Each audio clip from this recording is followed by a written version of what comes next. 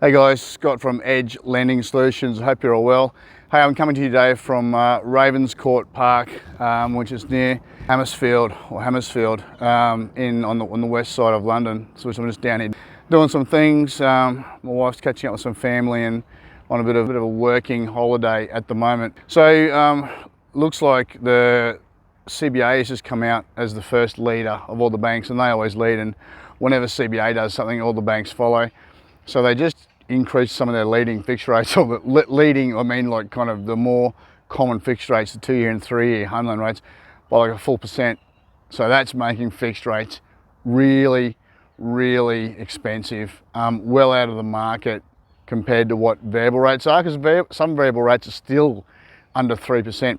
So the thought is that CBA is basically leading the way and will lead the way for the other banks. They always do. They play a leading role in pricing, but also they were getting ahead of the RBA announcement, which is coming up on Tuesday next week, the first Tuesday of every month. People are saying perhaps the RBA is going to front load, the rate cycle at the moment, might go up by 0.5% again. And it's an interesting time to see the debt system. And people have been saying to me for ages, Scott, should I fix? Scott, should I fix?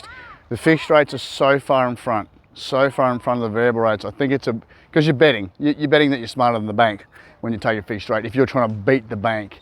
And I think it's a big call for the fixed rates to be that far in front, for you to switch out of a variable rate, where if you refinance to a variable rate, which is like 2.8, 3%, 3.2, something like that, and went straight up to 4.5%, that's a lot of interest rate rises, a lot of RBA meetings, and you're betting that it's going to skyrocket and that you're smarter than the bank.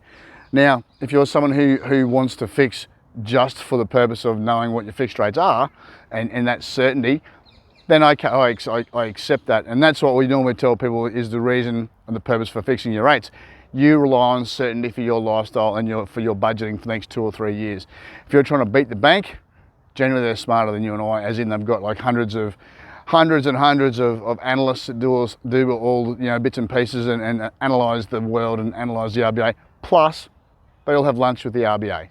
They all went to the same schools. They all have worked with each other in Treasury before, or some have sat on the RBA board. Some have come from the bank economist system, then they get gigs on the RBA board. So they're all mates. They all go to the races together and things. They kind of know what's going on, and so they're trying to put the bank in a position of strength when they pick fixed rates.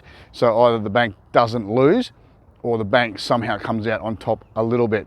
Do they always get it right? Of course they don't, because things happen in the world politically that has nothing to do with the Reserve Bank of Australia. It's such a small outfit, but they kind of know things that are coming before you and I do. We can only surmise and look at some of the macro events that are happening. Anyway, don't panic. Don't panic is probably the theme here. Some of the variable rates have actually snuck down a little bit. So where banks are competing for your business, where is the cheap money? It is still in basic variable rates, principal and interest on owner-occupied property that is a 70% loan-to-value ratio or 80% loan-to-value ratio. So if you're already a high interest rate, if you're already like 3.5%, 4%, and you're panicking about rate rises coming, you should be refinancing back to some variable rates. If you're looking at your rates at 3% and say, I should get in and fix my rates, and jump it to 4.5%, you're increasing your monthly repayment. And so your cash flow better be able to handle that straight away, as opposed to seeing what happens down the track. Anyway, don't panic is my thought. There are solutions. You do have to refinance. So the hard part for most people is that they can be trapped. Every time the rate rises, every time you have an increase in the interest rates by about 0.5% to 1%, you're reducing your borrowing power by between $80,000 and $100,000. So if you're borderline being able to borrow your money you could borrow with your lifestyle expenses and your debts, and now you've had a new child, whatever, so you've got extra dependence, and then you come back and try and refinance, you may not qualify. So if you put it off to Christmas, and we've had a couple of rate rises to Christmas, you may not qualify to refinance back to the cheaper variable rate to like give yourself a better cash flow. You need to do it today. Like if you're borderline, you're waiting and just reducing your borrowing power, means you're going to be trapped. Means you're going to be trapped with the one bank. You won't have the flexibility to move, and they'll just put your rates up because that's what they do. And what are you going to do? You're stuck. So let's not get stuck. Let's try and be ahead a little bit of your situation, and let's get in and do what we need to do, which is generally refinancing to a lower rate. We should be doing that all the time anyway. Complacency is where the banks make their money, and probably for the last couple of years, a lot of people have been complacent because the RBA has been telling you that we won't raise rates till 2024. Guess what? That was a big fat lie. What they were doing was jawboning so that you would spend money in the economy to keep it going.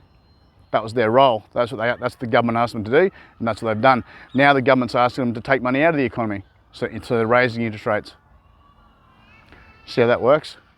Right, cool. Okay, so guys, have a think about this. Anyone who's paying more than 3.5% on a variable rate, give me a buzz. Let's refinance and get your loans back into something more manageable, to bring it back to reset a little bit as the rates start to increase a bit for the rest of the year. All right, Scott from Edge Lending Solutions. Remember, life is a family sport. Give yours an edge. All right, see ya.